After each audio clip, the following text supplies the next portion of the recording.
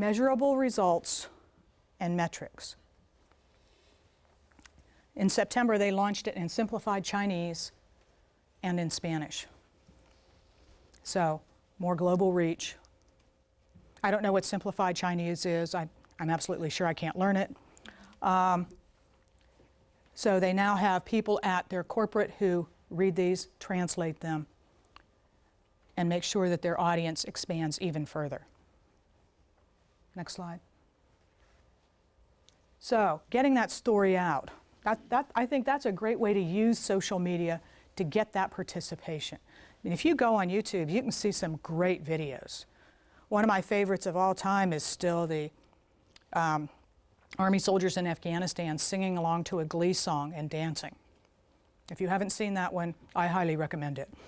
Or Field Artillery Gleeks is what it's called.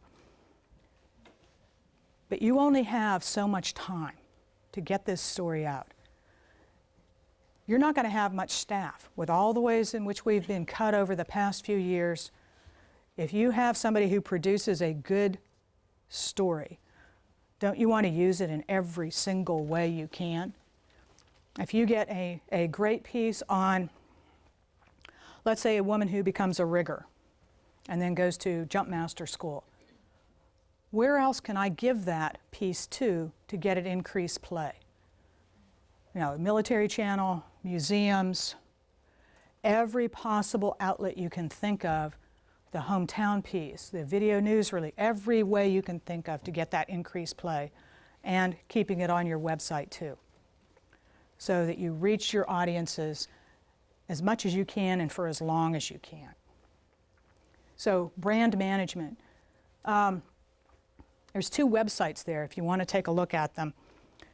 As I've been working with several other consultants and some producers on potentially using my trashy mystery novels for a TV series or a movie, I've been becoming more aware of some of these sites.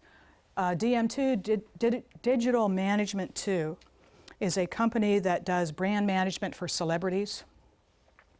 And you can see how they launch some products. Again, is it difficult for us to do this? Yes. But can you get ideas from seeing some of this stuff? Oh yeah. There's some great things on there.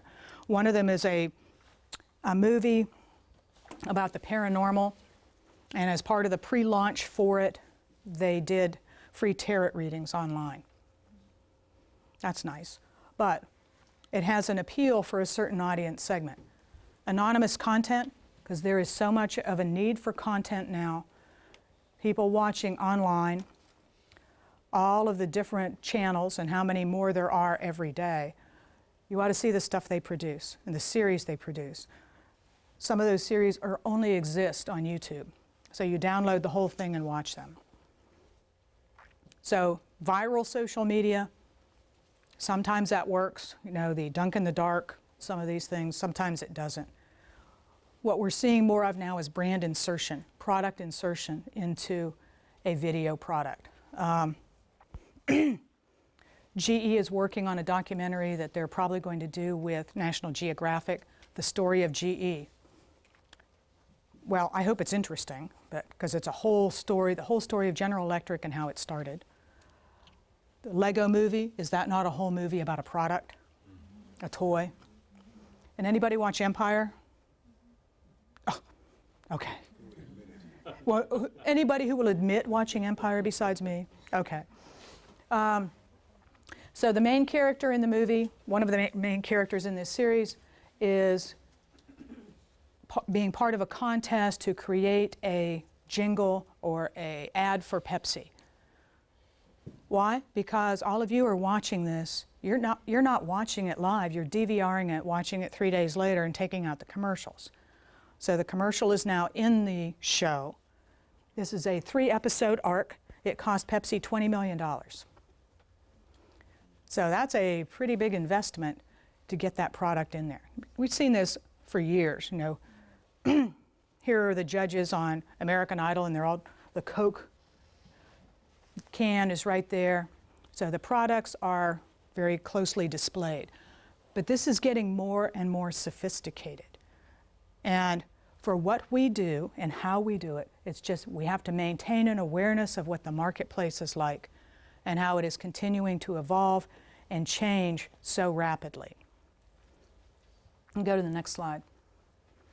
I'm not going to show you all of this, but I want to talk about it for a second. When I had the producers were here for 2 days to come and meet with me and with several of my advisors on how we're going to go forward with this video project. So I wanted to take them to visit the Pentagon. They were excited about going to see that. They said that was the ultimate field trip. So I took them into the Pentagon and took them over to OSD Public Affairs, and they met Phil Strube. You know who Phil is? Sorry, Phil is the single person in the Department of Defense who approves or disapproves defense support to movies and television. So they kept asking him, you mean we don't pay for this? No. If we decide to support your project, you cannot pay us. It has to fit into our training. We don't want to promote projects or help you with things that are not that they're against our values, but they're not a true depiction. So there was one project he said they decided to support, and when it came out, it was not at all what they thought it would be. And he said, okay, so this was inspired by real life events, not true to reality. Anybody see Captain Phillips, the movie? So you know what this is. I'm laughing at the fact that's my friend Paul. He actually was inspired. He was he was on the crew and he became an actor because of this movie. Really? Yeah, so he's now in Hollywood trying to make it big because of this one movie. Well, there he is getting a little more exposure. How's that? Hi, Paul. Hi, Paul. Okay, so Phil told the story about this scene and about how the commander was using training that week for the ship, and so they were able to do this. And this is, well, I won't tell you. I'll just show it to you. Go ahead. That's a Navy corpsman. Now, I said that at first he was a little nervous about this, and, you know, big cameras, small room. They promoted her 2 grades for this, so made her a petty officer, so that was good. And she got more comfortable with it because he acted so much like a real patient. So they're doing the dress rehearsal, and she starts to cut the shirt off, and the producers go, wait! They only had one more shirt. So, you know, no, please don't cut that off. We only have one more. So that's my brand. And that's, I think, the best advertisement there is. Real people doing real jobs, whatever that job may be, has an effect. I mean, when you saw that, didn't you think that was a real corpsman? Yeah. That's not an actress. I love that piece.